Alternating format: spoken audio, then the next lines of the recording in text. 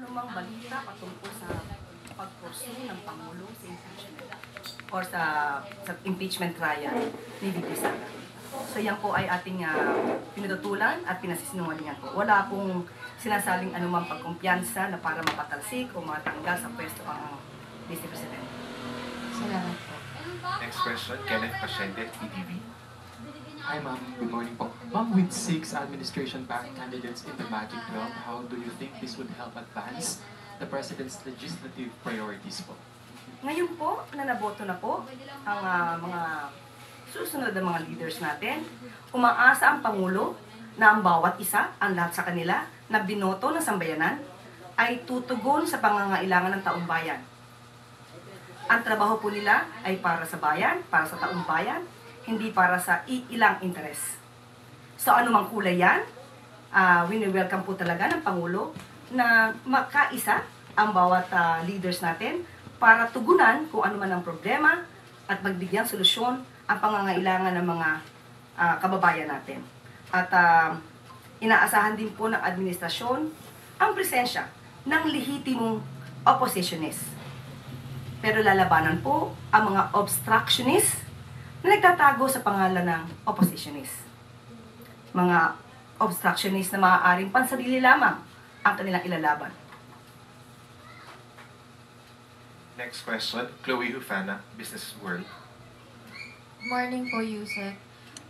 Does the President already have a decision if he will extend or appoint a new Securities and Exchange Commission Chairman as Chairman Emil Aquino's term ends in June 6? As of this moment, we have not received any info about that. We will just give you any update if there is any. Follow-up question po. According to a Philippine Star article, merong 5 names po ang na-float na pwedeng pumalit kay Mr. Aquino. Can you confirm po kung ito yung mga tao? Si GOCC Council Salomon Hermosura, SEC Commissioner Rogelio Quevedo, former GOCC Chairman Cesar Villanueva, Romulo Babanta Council Susana Fong, and Philippine Stock Exchange COO Ruel Recran. Sa ngayon po ay wala po tayong hawak na anumang details patungkol po dyan. But kapag ka po ito ay nabigay po sa atin, ipagbibigay alam po namin sa inyo kaagad. Thank you. Last na po, last na. Meron po ba tayong timeline for announcing the next SEC Chair?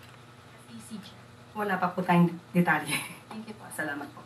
Next question, Ace Romero, Philippine Star.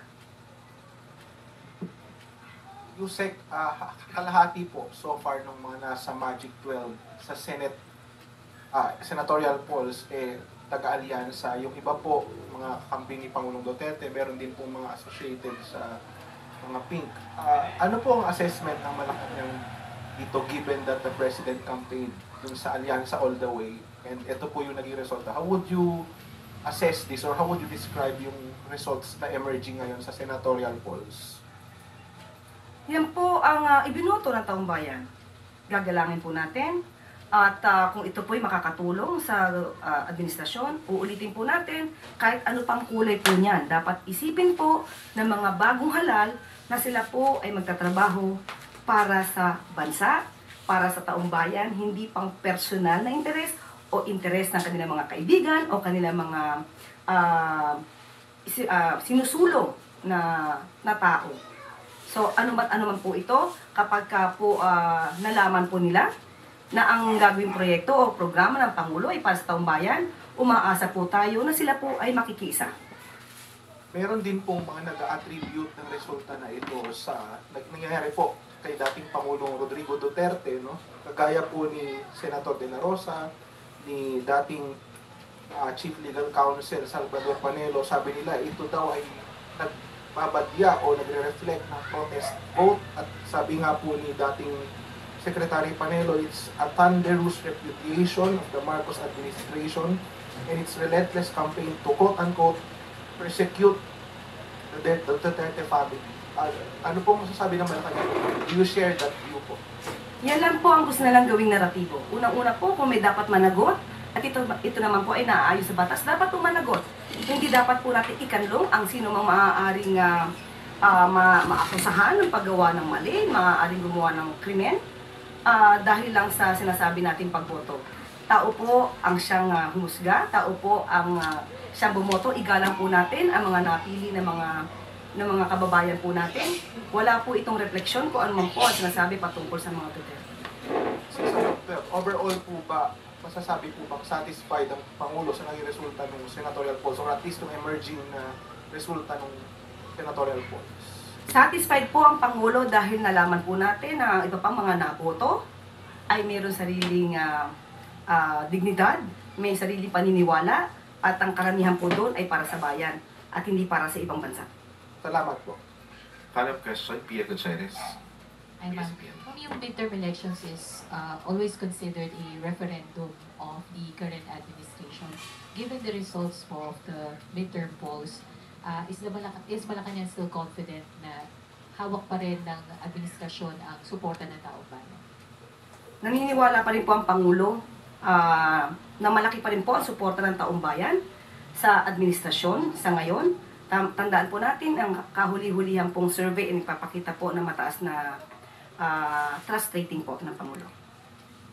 Mga naglulutangan po ng mga, like for example, si former Secretary Larry Roque apparently saying na si President Marcos is already considered a lame duck president given the results of the election. Ano pong masasabi niyo? Kung lame duck po ang Pangulo at parang baliwala na po ang administrasyon, dapat bumalik po siya kaagad dito. We have a follow-up question from Ivan Medina, GMA7. Still on the results of the elections. Nabanggit nyo kanina that the President welcomes the presence of a legitimate opposition, pero lalabanan ang mga obstructionist. How do we differentiate kung ano po ang magiging aksyon ng legitimate opposition and how do we categorize the others na para at masabi nating obstructionist? Napakadali pong sagutin yan. Unang-una, pag sinabi natin lehitimong oppositionist, ang ipinaglalaban nila ay ang bansa, ang interes ng taong bayan, hindi ang personal na interes.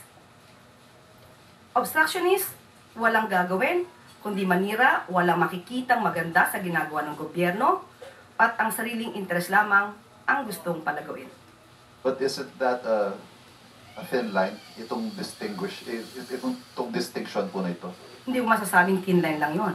Makikita ang diferensya. Dahil kung ay paglalaban lamang nila ay yung kanilang sarili, hindi para sa taong bayan, obstruction sila. At nung sinabi ho ninyong lalabanan, how exactly are you going to do that?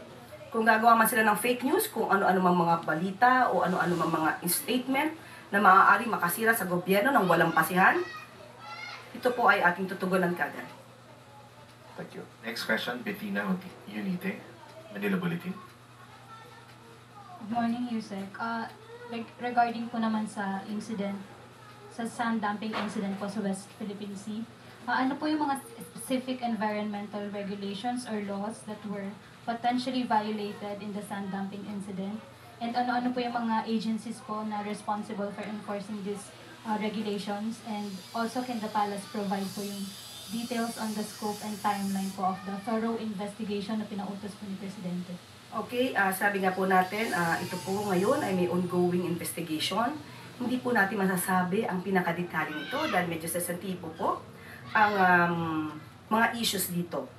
Pero nakausap po natin ang DENR, pero makikipag-ugnayan pa rin po sila sa NICA at saka sa Philippine Coast Guard.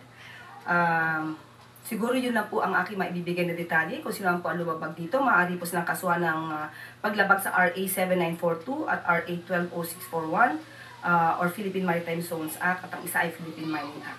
So, for the meantime, hanggang dyan lang po muna ang ating maibibigay na detalye. Thank you, ma'am. On another topic po, hingi lang po kami ng statement from the palace kasi po President Marcos is urged to adopt PUV insurance systems for private cars sa gitna po ng mga sunod-sunod na fatal road incidents. Opo, pinag-utos na po ng Pangulo kay DOTR Secretary Vince Dizon na pag-aralan po mabuti ang proposal tungkol sa higher insurance coverage para po sa PUVs. Ito naman po ay para sa karagdagang proteksyon para sa lahat na maaari mabiktima ng negligence o aksidente sa kalsada. Pero muli, sasabihin po natin pinag-aaralan po itong mabuti, kung ito ba'y nararapat at ito po ba ay napapanahon. Next question, Clay Pardilla, PTV4. Good morning po, Yusek. Yusek, how is the re-implementation of Bigas Mero na 2 days after the elections? Meron na rin po palang mga kadiwa kiosk sa palengke na nagbibenta ng bigas. Paano po nito nyo nakikita na makaka-impluensya sa presyo ng bigas sa market? Thank you. Yes, of course, makikita natin, no? Ito hindi lamang pang eleksyon, katulad ng sinasabi nila. Bukas na po ang ibang mga kadiwa centers natin para po sa 20 pesos na bigas. So, nandito po ang ating statement patungkol dyan. Alinsunod sa direktiba ng Pangulong Marcos Jr. na palawigin pa ang programang 20 pesos or 20 bigas, meron na. Kahapon ay nagsimula na magbenta sa ilang kadiwa centers sa National Capital Region. Available ang 20 pesos na bigas sa mga kadiwa centers sa DA Central Office, Levittown at sa Barangay San Antonio sa Parañaque. AMVA, MPC Housing sa Valenzuela, Kadiwa Center at Bureau of Plant Industry Gym sa Maynila. Sa Malabon, available na rin po sa Kadiwa Center sa PFCC at PNP SPD sa Taguig. Mayroon din sa Kalentong sa Mandaluyong, Public Market sa Pasay City, Agora Market at sa City Hall ng Navotas. Bukas ay magsisimula na rin magkaroon ng 20 bigas, 20 pesos na bigas, sa 32 Kadiwa Centers sa Bulacan, Cavite, Laguna, Mindoro at Rizal. So, tingin po natin dahil bumababa po at nabibigyan po natin ng pagkakataon ng ating mga kababayan na makabili ng 20 pesos na kada kilo na bigas. Ang market po nito ay maaari ma-impluensyahan. We hope na kahit sa market po ay maibaba nila ang presyo ng bigas na hindi naman po din naaapektuhan ng ating mga magsasaka. Yusek, follow-up question from Leth. Yusek, good morning po. Sa Visayas, so particular sa Cebu, hindi po ba tayo nakakakita ng magiging problema dahil binanggit po na ang Cebu ay supportive yung mga LGU dito sa 20 pesos. Pero si Governor Gwen po hindi pinala dito nakaraan. Hindi po natin nakikita na ito'y makakaapekto dahil tandaan natin ang serbisyo naman po, sino man po ang nakaluklok dyan ay para sa taong bayan. So hindi po dapat gamitin kung nanalo o natalo ang mga kandidato.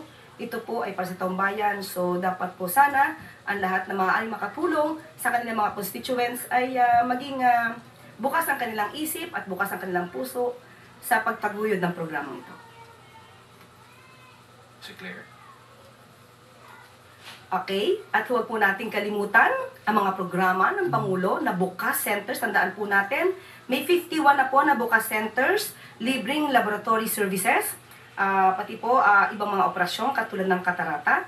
At meron na po tayong 26 na bukas centers sa Luzon, 8 sa Visayas at 17 po sa Mindanao.